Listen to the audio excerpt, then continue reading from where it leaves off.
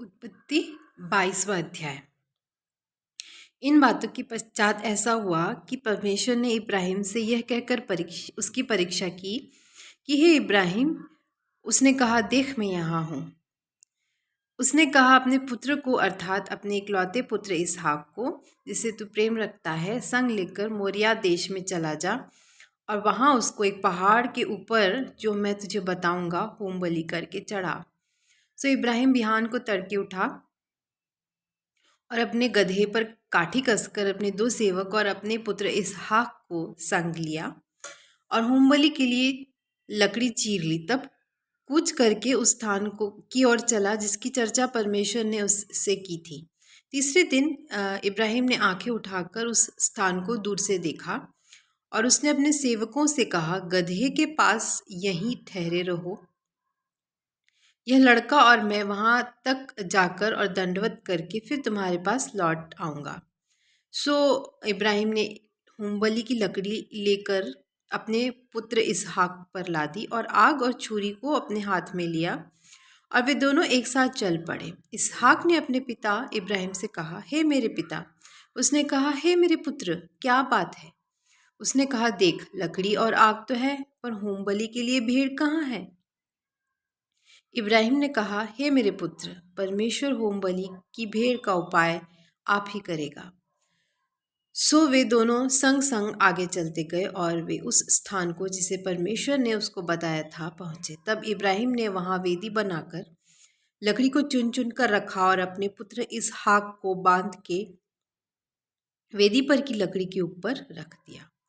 और इब्राहिम ने हाथ बढ़ाकर छुरी को ले लिया कि अपने पुत्र को बलि करे। तब यहोवा के दूत ने स्वर्ग से उसको पुकार कर के कहा, हे इब्राहिम, हे इब्राहिम। उसने कहा, देख मैं यहाँ हूँ। उसने कहा, उस लड़के पर हाथ मत बढ़ा और न उससे कुछ कर, क्योंकि तूने जो मुझसे अपने पुत्र वरन अपने इकलौते पुत्र को भी नहीं रख छोड़ा, इससे अब मैं जान गया कि तू परमेश्वर का भय मानता है। तब इब्राहिम ने आंखें उठाई और क्या देखा कि उसके पीछे एक मेढ़ा अपने सींगों से एक झाड़ी में बझा हुआ है। सो इब्राहिम ने जाके उस मेढ़े को लिया और अपने पुत्र की संति होम बलि करके चढ़ाया। और इब्राहिम ने उस स्थान का नाम यहोवा यीरे रखा।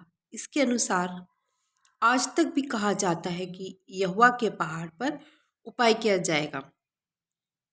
फिर यहोवा के दूत ने दूसरी बार स्वर्ग से इब्राहिम को पुकार के कहा, यहोवा की यह वाणी है कि मैं अपनी ही यह शपथ खाता हूँ कि तूने जो यह काम किया है कि अपने पुत्र वरन अपने इकलौते पुत्र को भी नहीं रख छोड़ा, इस कारण मैं निश्चय तुझे आशीष दूंगा और निश्चय तेरे वंश को आकाश के तारागण और समुद्र के तीर की बालू के किनकों के समान अनगिनत करूंगा।